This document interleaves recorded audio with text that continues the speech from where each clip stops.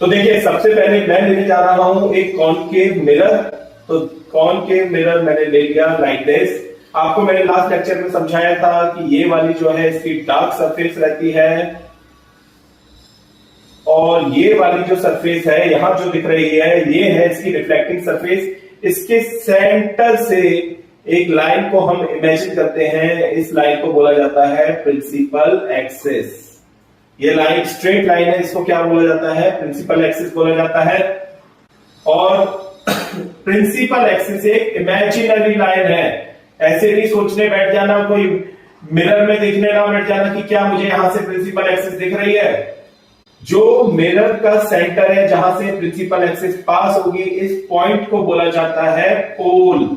क्या बोला जाता है? पोल बोला जाता है। अभी टर्मिनोलॉजी सिखा रहा हूं, ध्यान से सीख लो। तो टर्मिनोलॉजी है पोल, प्रिंसिपल एक्सिस। हमने ऑलरेडी कॉनकेव मिरर बना दिया है। ऑब्जेक्ट को बाय डिफॉल्ट हम हमेशा लेफ्ट साइड में खड़ा करते हैं, कभी भी ऑब्जेक्ट राइट साइड में प्लेस नहीं किया जाता है।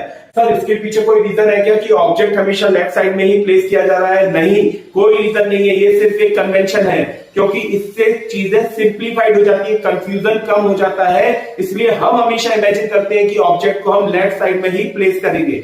तो देखिए, ऑब्जेक्ट को मैंने लेफ्ट साइड में प्लेस कर दिया, इसको ऑब्जेक्ट बोलेंगे। ठीक है, ऑब्जेक्ट कुछ भी हो सकता है, एक ट्री भी हो सकता है, आप खुद भी हो सकते हो। तो ये हो गया ऑब्जेक्ट। ऑब्जेक्ट जहां पे होता है, पोल से ऑब्जेक्ट तक की जो दूरी है, डिस्टेंस है, उसको ऑब्जेक्ट डिस्टेंस बोला जाता है। उसको यू से रिप्रेजेंट किया जाता है। किससे किया जाता है? यू से रिप्रेजेंट किया जाता है। तो ये हो गया ऑब्जेक्ट डिस्टेंस। अब क्या होगा, इसके आगे की टर्मिनोलॉजी पढ़ते हैं। सपोज ये लाइट रे यूं गई, पैरेलल टू प्रिंसिपल एक्सिस।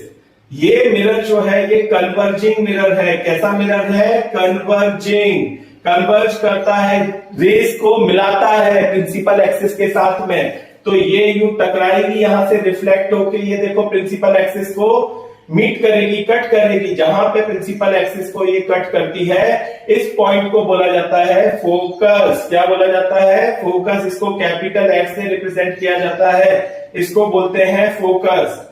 तो जब भी लाइट रे को हम इमेजिन करेंगे कि ये पैरेलल जाती है प्रिंसिपल एक्सिस से और कॉनकेव मिरर से टकराने के बाद रिफ्लेक्ट होती है, रिफ्लेक्ट होने के बाद प्रिंसिपल एक्सिस को जो फर्स्ट पॉइंट पे ये कट करती है, वो पॉइंट कहलाता है फोकस।